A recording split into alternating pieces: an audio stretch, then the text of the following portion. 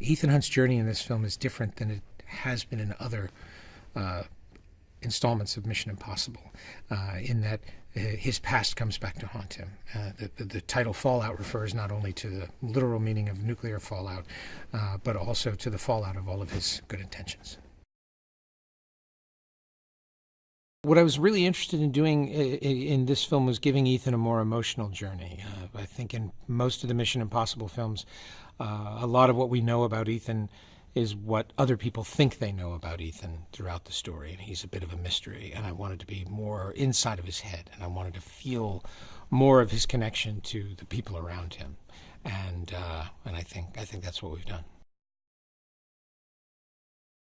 What happens in my experience on the last film and this one, bringing the team together is a real challenge. The story seems to scatter them, it's very rare where you find moments where you have the whole team together, and so you look forward to those days on the schedule where you see everybody is there, because it's always a very different atmosphere. It's a lot of fun. And there was a day in particular where they all end up in a car together for one brief moment. Right before the car chase kicks off, the team is reunited, and almost immediately they're separated again. But having them all together on that day, everybody horsing around in the car, it was great fun. I had never worked with Michelle Monaghan before, and I found her absolutely delightful. She came onto the movie at a very difficult time. We were in New Zealand. We were really struggling against weather, and we were still developing the script. I was having a really hard time figuring out certain elements of the story, and Michelle just came in like a breath of fresh air and saved us. She really saved us. She's a fantastic, fantastic actor. Henry Cavill, who plays Walker in the film, is something of a wild card in our story. He's actually not in the IMF, he's in the CIA. He's forced upon Ethan, and they have something of a contentious relationship. They really are never quite in sync. They each have different methods, and each one looks at the other as part of the problem and not the solution. And there's a great deal of friction between the two of them as characters, and that comes to a boil over the course of the story. Henry Cavill is an absolute gentleman and a fantastic actor. He has the utterly thankless job of being in every freezing cold, horrible, punishing environment with very little protective clothing.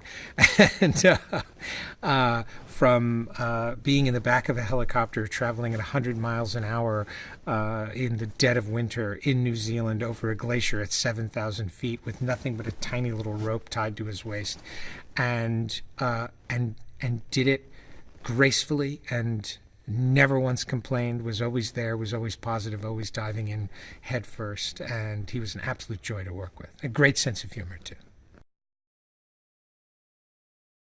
There's nobody funnier than Alec Baldwin. He is such a delight to work with, and he guaranteed his place on the roster based on the last movie, and we bring him back in sort of a special way. I was determined to not have Alec be the guy in the office. I wanted to see him in the field, and I wanted Alec to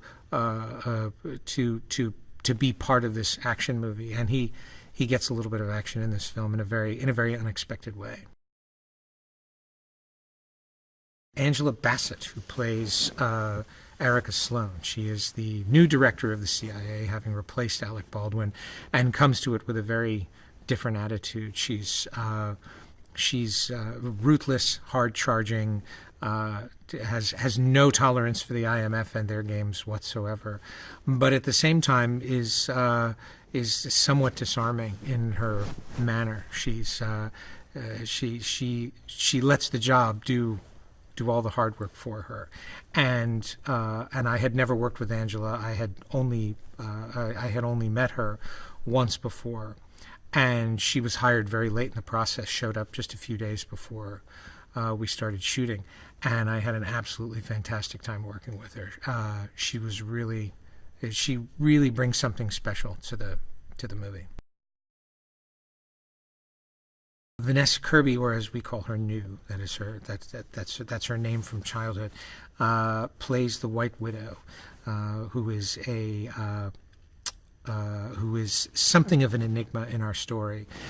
She appears to be this woman who runs a charity and is a philanthropist, and in reality, she's an arms dealer and a broker between terrorists and money people.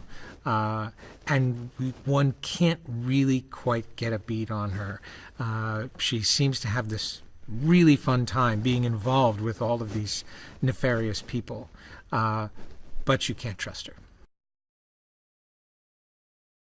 We're really blessed to have four incredibly strong women, Vanessa Kirby, Angela Bassett, Michelle Monaghan, and of course Rebecca Ferguson returning as Ilsa Faust. We were determined to bring a more feminine side to this movie, and also to give each of those characters distinct identities, and create really strong, grounded roles for all of them, where they didn't just feel like accessories, and I think we pulled it off. The backdrops in this movie, the countries that it takes you to, we go to Paris, London, Abu Dhabi, New Zealand, which is doubling as Kashmir, Norway, which is also doubling as Kashmir. All fabulous locations, all very challenging each in their own way, all extreme environments, and what's happening in those environments tends to be extreme. And I would say more on this movie than any I've ever worked on before. The support we've had from all of the countries we've shot in was absolutely amazing. The things that they let us do, the help that they gave us, the trust that they showed us has been really incredible. Tom and I were determined to shoot in Paris. We both love Paris, and we both spent a lot of time there. And we wanted to do something that really showcased the city. And we were very fortunate in that Paris actually let us do it. They also let us fly over the city, which is very unusual. And so we are under the city, in the city, over the city. You will see every possible corner of Paris in this car chase. Mission Impossible is all about practical stunts, practical action, going to real locations, as little green screen as humanly possible. And that comes from a determination to create the most subjective experience that we possibly can. We really want to put you inside the action. And fortunately, we're blessed with having Tom Cruise as Ethan Hunt. And Tom is ready and willing to do just about anything we can conjure up. What that does is it creates both an opportunity and a real challenge. You have to find ways to put the camera in a place where you can see that your star is actually performing those stunts. And so everything is designed around that. It's all to maximize the fact that the character that you're with and with whom you're identifying is doing all of these things, and it really puts you in the center of the action. The long line stunt, which takes place in New Zealand, was inspired by a location scout. Early on in Mission Impossible, you're always talking about what is the stunt. And we were looking desperately for what that was. We had a story, we had an outline, and nowhere in that outline was there room for something like the kind of stunt we were looking for. We had a lot of spectacular stuff, but nothing that was sort of a signature stunt that you were going to see in the trailer. And I called Tom and pitched him this idea for the long line gag, and of course Tom loved it. And then of course we pitched it to Wade Eastwood, who had to come up with a way to do it without killing Tom. Rebecca Ferguson showed up that morning as Tom was shooting the drop from the line onto the payload for the first time, and I of course couldn't be in the helicopter, and so there's really nothing I could do. Once I directed Tom, I just let it go and waited for the footage to come back. And Rebecca and I were standing on the set, and about a mile down the valley, you could see Tom dangling from this helicopter. And Rebecca walked up to me and said, "Is that Tom?" And I said, "Yes." She goes, "What is he doing?" And I said, "Just wait." And about a second later, Tom fell. And Rebecca said, "Oh my God!" And I said, "It's okay. That's what we're supposed to be doing." She hadn't read the script and didn't know at this point. And we heard on the radio, one of the ADs down in the valley said, "I think we just lost Tom." And even the crew thought that it was not part of the plan. People thought Tom had actually fallen and that we'd lost him. And they said, "Well, if the crew believes it, it's probably going to work." Tom was determined to learn this aerobatic maneuver, which was a corkscrew turn, which is not something that helicopters are really meant to do. Everyone told him it couldn't be done. They said he certainly wouldn't be able to do it. And the representative from Airbus went out with Tom, and Tom described the maneuver, and the representative from Airbus tried to do it, and could not do it and didn't want to. And Tom said, "Well, let me show you how I'm going to do it." And he had spent a lot of time learning it and really learning the ins and outs of the aircraft and what the limits of the aircraft were. And he did it. And the guy from Airbus was absolutely terrified until Tom pulled him out of it. And he said, "Oh, okay, all right, I see how you can do that. All right, yeah, no, I trust you. That's fine." And watching it happen the first time was absolutely nerve-wracking, because he's not only in this corkscrew, but he's in a corkscrew very close to the cliff face behind him, and every single rotation looked like he was going to hit the wall. And our pilot, who was a very experienced pilot in the camera ship, the whole time Tom was doing it, with every turn you just heard him saying, "Oh my God, oh my God, oh my God." That was really nerve-wracking to watch, but he did it. He pulled it off. The rooftop chase, which was originally going to be a small bit of action that joined two acts together. As with all things on Mission Impossible, it grew in size and it grew in complexity, and then of course it really produced the big surprise of the movie, which is Tom broke his ankle performing what was comparatively one of the simpler stunts on the movie. In fact, the stunt was so simple we weren't even thinking of it as being as potentially dangerous as, say, hanging off a pulpit rock or flying a helicopter through a broom closet or speeding through Paris. And Tom was performing the stunt and performed it perfectly, but he kept bouncing off of the wall. It was just he has a very hard hit. He's leaping from one building to another, hitting the wall with his body, and has to grab on. So he was able to make the jump, but he kept bouncing off.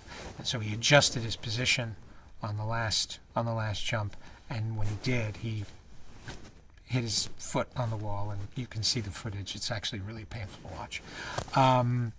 And right away, we knew the ankle was broken, and we knew that was going to change the way we were going to finish this movie. We were trying to find a way to shoot a sequence where Tom was jumping out of a plane at high altitude. And, of course, the challenges there are multiple. The biggest one being shooting it in such a way that you can actually see that it's Tom. That meant that the camera was going to have to go out of the plane backwards so you could see that it was Tom running out forwards. That was challenge number one. Challenge number two, we were determined to do it at a high enough altitude that Tom was going to require oxygen. And with halo jumps, the equipment that exists involves a face mask and goggles, which of course conceals the actor's face. So we had to develop a special helmet that Tom could wear where you could see his face. And of course, it's a nighttime sequence, which means we now have to find ways to light Tom's face. The problem with putting lights in Tom's helmet is that he also has pure oxygen in his helmet. So if there's any sort of spark from the lights, it's going to set Tom on fire. Normally, what you see when you're looking at skydiving footage is you're looking at stuff that's shot on a GoPro, and it's a very wide lens. It's very forgiving in terms of its focus, and a lot of times it has autofocus on it.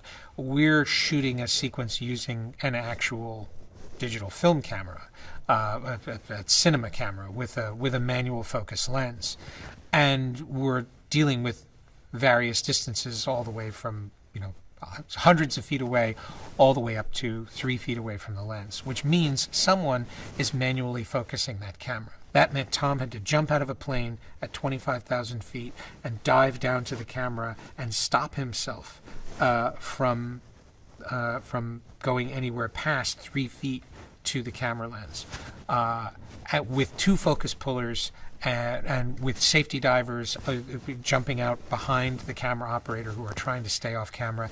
It's an incredibly, incredibly complicated shot. I still can't believe we got it. I'm amazed by it. I would say it's the most challenging stunt that Tom's ever done, if I hadn't seen Tom do so many other challenging stunts. It is uniquely challenging. I think everything that he does is in one way or another. It's not to discount the other things that he's done. I think the Burj Khalifa was incredibly challenging. The A400 was incredibly challenging. Any stunt in Mission Impossible is, up until the moment we do it, deemed impossible. In fact, if somebody doesn't tell us that it's impossible, we don't even bother. So, but this one. Truly, when he did it, when we looked at the shot, I turned to him and I said, "That's impossible.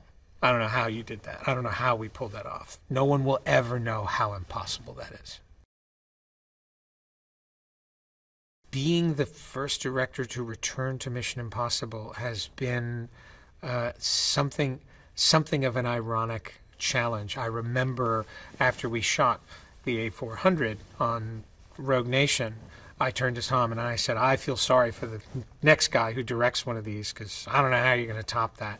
And I never should have said that, because then I found myself about a year later faced with that challenge. And so I was determined to do more, not just to have a stunt, but to have multiple stunts, and have all of those stunts be in some way or another uniquely challenging. And as a result, we ended up with the helicopter chase, we ended up with the halo sequence, we ended up with the fight on Pulpit Rock, and not to mention all the other things that he's doing with the car chase, the motorcycle chase, the foot chase. Each of those had to be presented in a way that were that were different, so that it wasn't just another chase. I think Tom and I work together so well because we're purely about story and character. Obviously there are a lot of other things that go into making a movie, but those two things come first. And we have such a similar understanding in terms of what makes those things important and really what makes those things resonate emotionally for us. And we've made a number of films together, and so we've really learned each other's rhythms, and there's a really great sense of trust. Tom will suggest things to me that are completely alien, that I don't understand how that's ever going to work on film, and I don't question it. I say, "Great, okay, let's do that." And those will be the things that really make a sequence come alive. So it's great to be to show up on set and to know exactly what it is you're doing, and then have your partner come over and say, "What about this?" or "Are you looking at that?" And always have them be right. There is not a rule book for Mission Impossible. There's not, nor is there a rule book for how to make a Tom Cruise movie. He doesn't really approach films that way. He's a very instinctive filmmaker. He's a very emotional filmmaker. And we say to ourselves all the time, that's just not Mission, when we're exploring those ideas. And Tom is kind of the keeper of the flame. He knows Ethan Hunt, and he knows what makes Ethan Hunt appealing on a truly instinctive level. And having made 3 of these movies now, I think I know. And every now and again, he'll just say, yeah, but Ethan would do this. And it's always the thing that makes the sequence not just more exciting, but more human. This being Mission Impossible, you can expect, you must expect stunts like you've never seen before. And after 5 Mission Impossible movies, it's safe to say this one outdoes them all.